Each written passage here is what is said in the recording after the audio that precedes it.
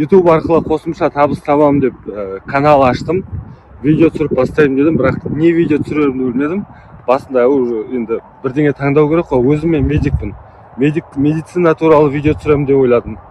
Одан қойшы дедім. Одан кейін кітап оқимын дедім. В общем, бизнес туралы кітаптар бар. Мысалға, самый богатый человек в Вавилоне деген кітап бар, соның қазақшасы бар. Соны оқып, соны разбирать етіп деген сияқты сонда кітаптарды жасаймын деп ойладым. Оған келмеді. Келмегенде оны да ойланып қалдым. Одан кейін не істеймін дедім.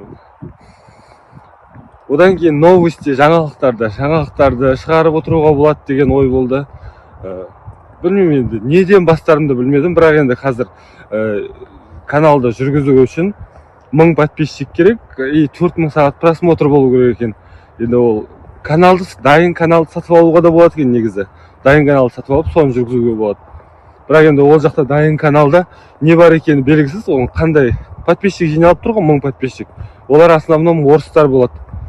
Орыстар болғаннан кейін ол жақта уже жиналып көрмейді сен түсіргеніңді. Өйткені мен бәрібір қазақша жүргізетін болғаннан кейін. И біреулер айтады, ой, қазақша ютубтың контенті ондай қатты қаралым жинамайды, ақша аз келеді дейді.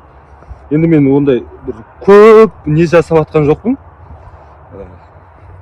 Көп ақша салмай, осылай видео түсіріп бастаймын деп. Оның алдында менде Samsung'тар болды, нешеде Android'тар болды. Енді арнайлап осы видео түсіремін деп iPhone алып алдым. И не деп видео түсіріп бастарымды білген жоқпын. Қалай бастаймын деп біреулер мысалы travel видеолар болады, или басқа да видеолар болады, ондай түсіріп бастай. Енді бір күшті контент жоқ, өйткені мен жұмысқа азында таңертең тұрам, жұмысқа барам. Жұмыстан шыққаннан кейін үйге келіп жатып демалам. Басқа контент жоқ менде. Қызық бір өмірде болып жатқан нәрселер жоқ. Бірақ енді осыны бастау керек. Енді бірінші видеом деп осы видеоны салам, и дальше ары қарай алып кетеміз деп ойлаймын осы видеомен. Кімге қалай қызық, жалпы осы видео қандай, кімдерге рекомендацияға шықты, кім көрді, айтып өтсеңіздер. Білмеймін, бастау керек не болса да. Осылай бастау керек болып тұр. Өйткені бүгін мотивация алдым, жақсы бір мотивация. Сонымен осы видеоны бастап кетемін, Құдай қаласа. Оның алдында ой түсіремін деп бастап жүргенде бір күн дала жел болады, бір күн күн шығып тұрады. Бүгін погода күшті болып тұр енді. Қарағандыда погода күшті. Сонымен жел жоқ, далада күн жоқ, әдемі погода болып тұр. Осымен бастап кетеміз.